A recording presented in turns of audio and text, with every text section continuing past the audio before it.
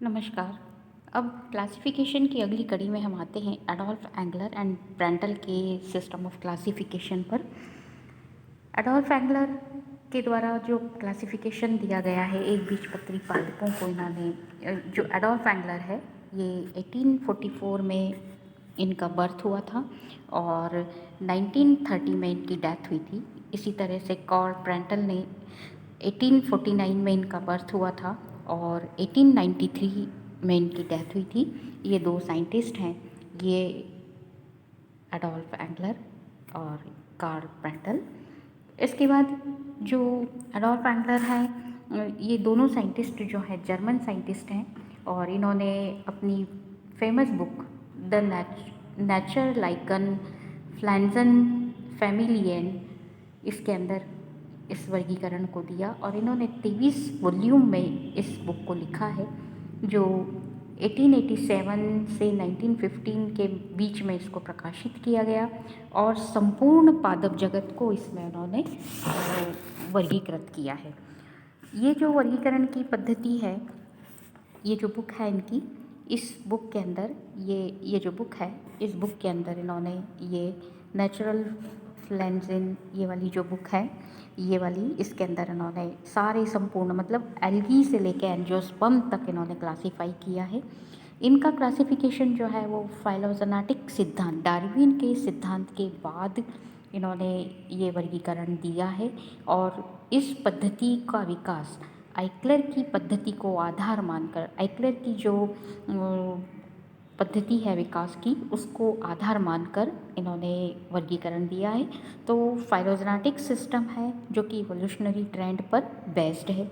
इन्होंने लगभग 303 मतलब एल्गी से लेकर एंजियोस्पर्म तक इन्होंने क्लासीफाई किया है और इन्होंने फ्लावरिंग प्लांट्स की लगभग 303 फैमिलीज़, मतलब फ्लावरिंग प्लांट्स मतलब एंजियोस्पर्म्स की लगभग 303 फैमिलीज़ की आइडेंटिफाई कुंजी भी दी है और पहचान के लक्षण के साथ ही इन्होंने इनका वर्णन किया है, वर्गीकरण दिया है। इनके वर्गीकरण के जो कुछ आधारभूत सिद्धांत हैं, इन्होंने इनकी जो वर्गीकरण प्रणाली है, जो बेंथम हुकर की पद्धति जो यूरोप और अमेरिका में बेंथम हुकर की पद्धति जो चलती थी, उसको इन्होंने पूरी तरह से रिप्लेस किया है और आइक्लर की पद्धति को आधार मानते हुए आइक्लर जिन्होंने 1883 में वर्गीकरण जो विकास के सिद्धांत को आधार मान के वर्गीकरण दिया है इन्होंने, उसकी पद्धति को मानकर। इस पद्धति फाइलोजेनेटिक पद्धति है और इन्होंने जो विकास के सिद्धांतों की स्वीकृति के पश्चात ही इन्होंने विभिन्न समूह की फाइलोजेनी और फ्लावर की कॉम्प्लेक्सिटी, इंक्रीजिंग कॉम्प्लेक्सिटी को ध्यान में रखते हुए इन्होंने वर्गीकरण दिया है।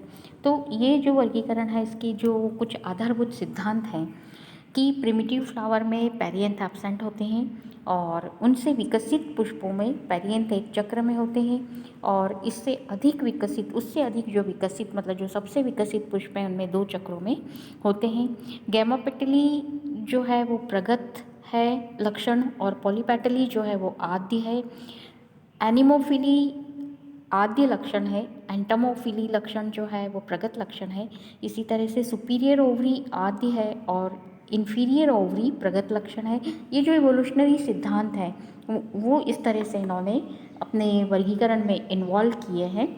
इसी तरह से यूनिसेक्सुअल फ्लावर को उन्होंने आद्य माना है और बाईसेक्सुअल फ्लावर को प्रगत लक्षण माना है। सेपेलॉइड पेरियंथ आद्य है और पेटेलॉइड पेरियंथ प्रगत लक्षण है। मोनोकोटिलिडन्स को आद्य माना है, डाइकोटिलिडन्स को प्रगत लक्षण माना है। स्टेमेन्स की संख्या असंख्य है और कार्पल की संख्या असंख्य है, वो असंख्य कार्पल और स्टेमेन की उपस्थिति को आदिम लक्षण माना है, जबकि निश्चित संख्या को उन्होंने प्रगत लक्षण माना है। तो ये कुछ ऐसे ये सारे जो हैं कुछ ये आधारभूत सिद्धांत हैं ये उसके इवोल्यूशनरी ट्रेंड्स के, जिनको उन्होंने फॉलो किया है। हालांकि इसमें कुछ अपवाद है कि जैसे मोनोकोट को आद्य माना है, इस तरह से कुछ अपवाद हैं, लेकिन उन्होंने इन सिद्धांतों को मान के, जो आइक्लर पद्धति के सिद्धांत है उसी को मानते हुए उन्होंने वर्गीकरण दिया है। इस वर्गीकरण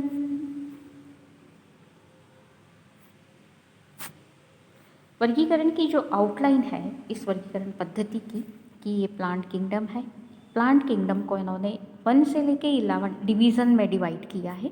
1 से लेके 12 तक के 11 तक के जो डिवीज़न है वो थैलोफाइटा के हैं। उसके बाद जो 12 डिवीज़न है बैक्टीरिया टेरिडोफाइट्स। उसके बाद 13 डिवीज़न जो है वो एम्ब्रियोफाइटा, जिसके अंदर वस्कुलर सिस्टम पूरी तरह से पाया जाता है, वेल डेवलप्ड। साइफेनोगेमिया नाम दिया है उनको।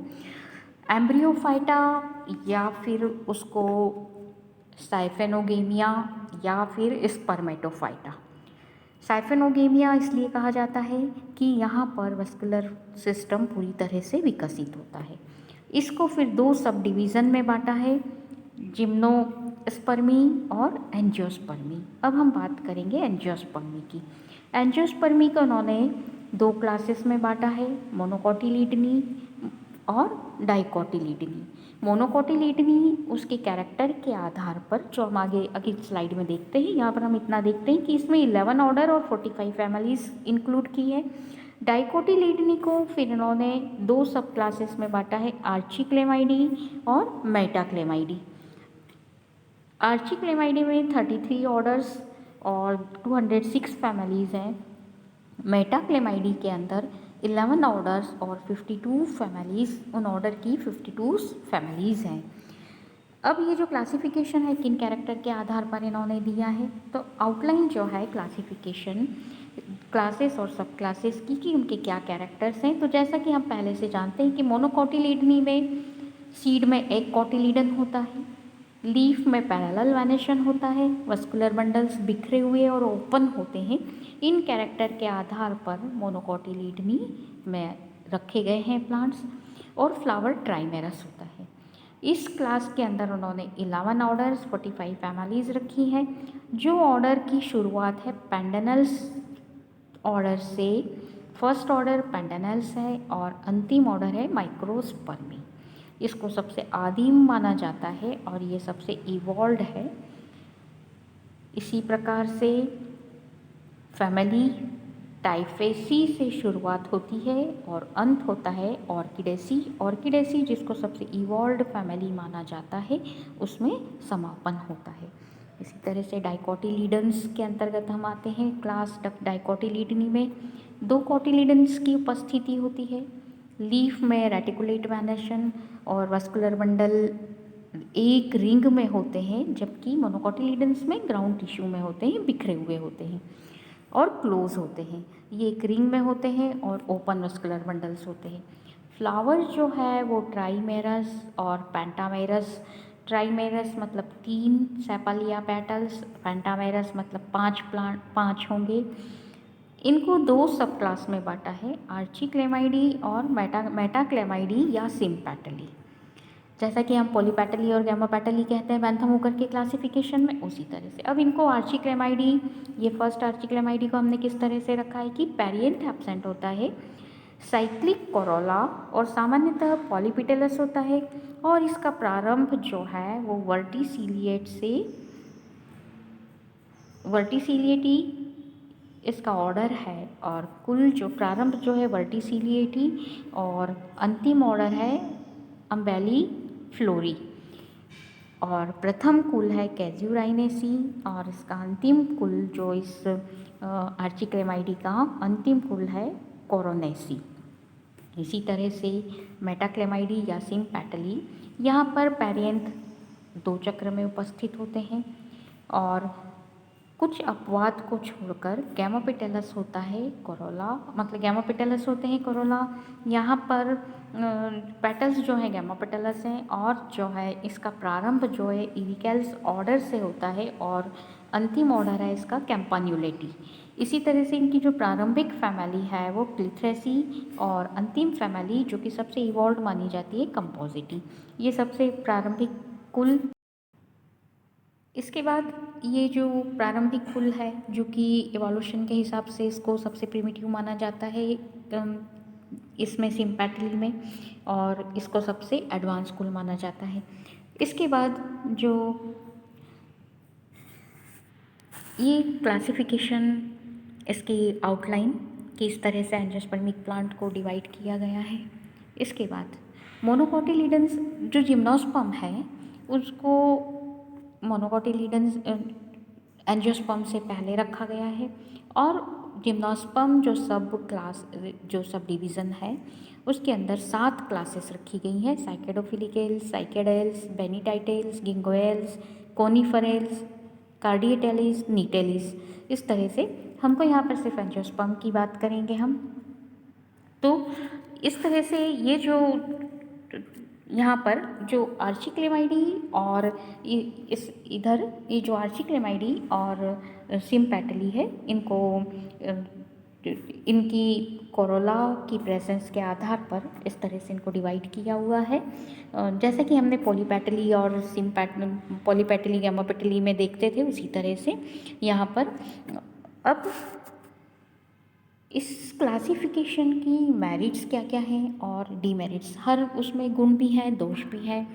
तो इनके क्या क्या गुण हैं, तो जो इस वर्गीकरण प्रणाली के अंदर जातिवृत्त संकल्पना फाइलोजेनेटिक रिलेशनशिप को समुचित रूप से उपयोग किया गया है, उस समुचित रूप से उपयोग करने का प्रयास किया गया है, उपयोग किया भी गया है। कहीं कहीं पर कुछ असंगतियाँ हैं। पौधों के आदिम और प्रगत लक्षणों में स्पष्ट भेद स्पष्ट किया गया है। इन्होंने जो सबसे बड़ी विशेषता इस वर्गीकरण की कि इन्होंने एल्गी से लेकर एंजियोस्पर्म तक के सभी पादप समूह का वर्गीकरण किया है। उन्होंने पौधों की पहचान के लिए कुंजी तथा उसके साथ वंश और जाति के आवश्यक चित्र भी दिए हैं। बेंथम हुकर्स की पद्धति के अंदर जो मोनोक्लेमाइडी समूह था, जिसको कि असंगत, उनकी दोष में भी है कि असंगत माना जाता है, तो उस समूह को यहाँ पर उन्होंने पूर्णतया समाप्त करके इसके जो कुछ कुल हैं उनको उन्होंने आर्चिक्लेमाइडी के अंतर्गत रख दिया। कंपोजिटी और ऑर्किडेसी क्रमशः डाइकोटिलीडन्स और मोनोकोटिलीडन्स में सबसे बड़े समूह के रूप में प्रगत कुल माने जाते हैं। इन समूहों को मोनोकोटिलीडन्स समूह के अंदर ये प्रगत लक्षण, मतलब डाइकोटिलीडन्स और मोनोकोटिलीडन्स में ये कंपोजिटी डाइकोटिलीडन्स में और ऑर्किडेसी मोनोकोटिलीडन्स में ये प्रगत कुल माने जाते हैं, तो उनको उसी तरह स्थान दिया गया है। जिम्नोस्पर्म को अलग समूह में और एंजियोस्पर्म से पहले रखा गया है क्योंकि ये नेकेड सीड है और ये इनमें सीड कोट पाया जाता है। वर्गीकरण में प्रथम बार इन्होंने पहली बार एनाटॉमिकल कैरेक्टर का उपयोग किया है, यूज़ किया है, और कॉम्प्लेक्सिटी को ध्यान में रखते हुए उसको उन्होंने सारे एनाटॉमिकल लक्षणों को कंसीडर किया है। इसके कुछ डीमेरिट्स भी हैं इस क्लासिफिकेशन की। तो वो डीमेरिट्स क्या क्या हैं कि सबसे पहली बात तो इन्होंने जो मोनोकॉट को डाइकॉट के पहले रखा गया है। आधुनिक विकास की आधुनिक विचारधारा के अनुसार मोनोकॉट को प्रगत माना जाता है और डाइकॉट को आदिम माना जाता है। डाइकॉट से ही मोनोकॉट की उत्पत्ति हुई है ऐसा माना जाता है, तो मोनोकॉट को पहले रखना उचित नहीं है। यूनिसेक्सुअल फ्लावर को इन्होंने आर्चिक्लेमाइडी के अंतर्गत उन्होंने यूनिसेक्सुअल फ्लावर को पहले स्थान दिया है, उसको आदिम माना है, जबकि आधुनिक विचारधारा से ये चीज़ मेल नहीं खाती है। आधुनिक विचारधारा में यूनिसेक्सुअल फ्लावर को प्रगत लक्षण माना गया है। एमेंटिफेरी के कुलों को उन्होंने आदिम मान के वर्गीकरण में प्रारंभ में रखा है, जो कि उचित नहीं है। हैलोबी ऑर्डर को पेंडेनल्स और ग्लूमीफेरी ऑर्डर के बीच में रखा, जो कि युक्ति संगत नहीं है फाइलोजेनेटिक रिलेशनशिप के हिसाब से। वर्गीकरण की पद्धति की प्रैक्टिकल यूटिलिटी अधिक नहीं है, प्रैक्टिकली इसको अप्लाई करना काफ़ी मुश्किल होता है। फिर भी यूरोपियन कंट्रीज़ में, अमेरिकन कंट्रीज़ में इसको फॉलो किया जाता है। एपिटेलस कुलों को पॉलीपिटेलस कुलों के साथ मिलाकर आर्चिक्लेमाइडी में रखना युक्ति संगत नहीं है। जो मोनोक्लेमाइडस थे प्लांट्स, उनको पॉलीपेटली के अंतर्गत रखा गया है। मतलब कुछ एपिटेलस और पॉलीपिटेलस जो है कुल, उनको आर्चिक्लेमाइडी के अंतर्गत रखा है, जो कि वहाँ पर बेंथम हुकर में मोनोक्लेमाइडी के अंतर्गत थे, तो उनको आर्चिक्लेमाइडी में रखा, जो कि युक्ति संगत नहीं है। तो इस तरह से ये कुछ इनकी डीमेरिट्स हैं एंगलर प्रेंटल की क्लासिफिकेशन की, लेकिन ये फाइलोजेनेटिक क्लासिफिकेशन है। कुछ जो है वो तर्कसंगत नहीं है कुछ लक्षण, लेकिन फिर भी उन्होंने काफ़ी कुछ क्लासिफिकेशन को वर्गीकरण काफ़ी कुछ फाइलोजेनेटिक देने की प्रयास किया था। सर्वप्रथम उन्होंने फाइलोजेनेटिक वर्गीकरण देने का प्रयास किया था। इसके बाद उन्होंने हचिनसन ने फाइलोजेनेटिक वर्गीकरण, इन्होंने आइकलर के सिद्धांत को फॉलो किया था, हचिनसन ने बेसी के सिद्धांत को फॉलो किया है। और बेंथम हुकर जो कि नेचुरल क्लासिफिकेशन था, उन्होंने डी कैंडोली के सिद्धांत को फॉलो किया था। तो ये तो एंगलर प्रेंटल का क्लासिफिकेशन। इसके बाद अगला जो है वो तख्ताजान का क्लासिफिकेशन पढ़ना है आप लोगों को, तो जो हम नेक्स्ट उसमें देखेंगे। धन्यवाद।